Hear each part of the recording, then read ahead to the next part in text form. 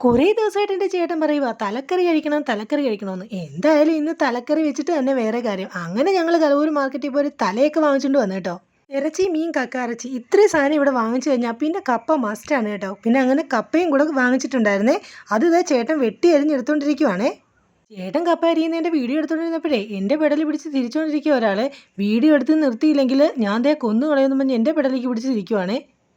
എങ്കിൽ പിന്നെ ഞാനങ്ങ് ചെറിയ ഉള്ളി പൊളിച്ചേക്കാന്ന് വിചാരിച്ച് ഈ ചെറിയ ഉള്ളി കയ്യിലെടുത്തപ്പോഴാണ് എൻ്റെ മനസ്സിൽ കഴിഞ്ഞ ആഴ്ച വാങ്ങിച്ച ചെറിയ ഉള്ളിയുടെ കാര്യം ഓർത്തത്.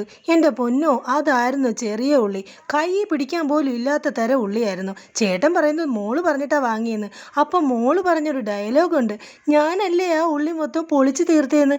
ഇവളെപ്പോൾ പൊളിച്ച കഥയാണോ ഈ പറയുന്നത്? അങ്ങനെ എന്തായാലും ചെറിയ ഉള്ളി പൊളിച്ചുകൊണ്ടിരുന്നപ്പോൾ നല്ല പാട്ട് കേൾക്കുന്നുണ്ടായിരുന്നു. എൻ്റെ തലയിൽ രണ്ട് വിരൽ വെച്ചിരിക്കുന്നുണ്ടോ? എന്താണ് ഇതിനർത്ഥമെന്ന് മനസ്സിലായോ? ഇങ്ങനെ കളിയാക്കലും ചിരിയും കളിയും ഒക്കെ ആയിട്ട് ഞാൻ എൻ്റെ ചെറിയ ഉള്ളിയും ഇഞ്ചിയും വെളുത്തുള്ളിയും ഒക്കെ പൊളിച്ചെടുത്തിട്ടുണ്ട് കേട്ടോ. ഇഞ്ചിയും വെളുത്തുള്ളിയും പച്ചമുളകും കൂടെ അരയ്ക്കാനായിട്ട് ഇതാ ജാറിലിട്ടിട്ട് ഞാൻ മിക്സിയുടെ അടുത്തേക്ക് ഒന്ന് ചെന്ന് നോക്കിയതാണേ. അവിടെ ചെന്നപ്പോൾ ഉണ്ടല്ലോ, ആ മിക്സിയുടെ പുറത്ത് വെച്ച് ഞാൻ സ്വിച്ച് ഒന്നിട്ടത് മാത്രമേ ഓർമ്മയുള്ളൂ. ആ മിക്സി ഒട്ട് അനങ്ങുന്നില്ല കേട്ടോ.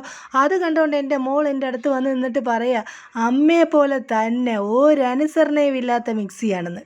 പിന്നെ അതിന് തോന്നിയപ്പോൾ എന്തായാലും റെഡി ആയി കേട്ടോ. അങ്ങനെ ഒരു തക്കാളിക്കയും പിന്നെ അതുപോലെ മുളക് പൊടിയും പിന്നെ മഞ്ഞൾ പൊടിയും കൂടെ ചേർത്ത് ബാക്കി കൂടെ ഞാൻ അങ്ങോട്ട് അരച്ചെടുത്തിട്ടുണ്ട്.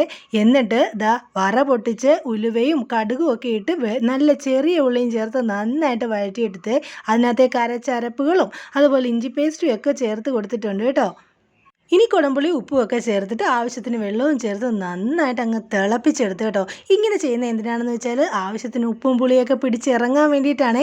ഇനി അതിനകത്തേക്ക് നമ്മൾ നമ്മുടെ തലയെല്ലാം കൂടെ പെറുക്കി നിരത്തി അങ്ങ് വെച്ച് നന്നായിട്ട് വേവിച്ച് വറ്റിച്ചൊക്കെ എടുക്കുമ്പോൾ അടിപൊളി തലക്കറി ആയിട്ടുണ്ട് കേട്ടോ. അപ്പോൾ നമ്മൾ നേരത്തെ കപ്പയൊക്കെ പുഴുങ്ങി വെച്ചിട്ടുണ്ടായിരുന്നല്ലോ, ആ കപ്പ അങ്ങോട്ട് ഉടഞ്ഞില്ലായിരുന്നു. അപ്പം ഞാൻ എന്ത് ചെയ്തു, നന്നായിട്ട് കുത്തി ഉടച്ച് കപ്പയും അങ്ങ് കുഴച്ച് വെച്ചിട്ടുണ്ട് കേട്ടോ.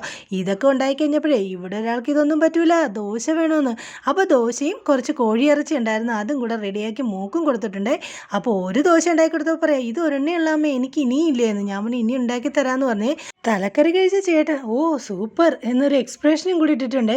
ഇതേ യൂട്യൂബിലെ മെയിൻ ഷെഫായ ഇഷാൻജിയുടെ റെസിപ്പിയാണേ, മോശമാവില്ലല്ലോ. ജോലിയൊക്കെ കഴിഞ്ഞ് ഞാൻ ഫോൺ നോക്കിക്കൊണ്ടിരുന്നപ്പോൾ ഉണ്ടല്ലോ, ഒരാൾ അവിടെ ഇരുന്ന പാലൊക്കെ കുത്തിപ്പൊട്ടിച്ച് ദേ ഷാർജ ജ്യൂസ് ഉണ്ടായിക്കൊണ്ട് വരുന്നേ. എന്നിട്ട് എന്നെ നോക്കിക്കൊണ്ടിരിക്കുക എങ്ങനെയുണ്ടെന്ന് അറിയാനായിട്ട്. മത്തം കുത്തിയ കുമ്പളം മുളക്കില്ലല്ലോ. ആഹാ, അടിപൊളിയായിട്ടുണ്ട്. അപ്പോൾ ഇന്നത്തെ വിശേഷം ഇത്രയേ ഉള്ളൂ. എൻ്റെ ചാനൽ ഒന്ന് സബ്സ്ക്രൈബ് ചെയ്യണേ. ടാറ്റാ.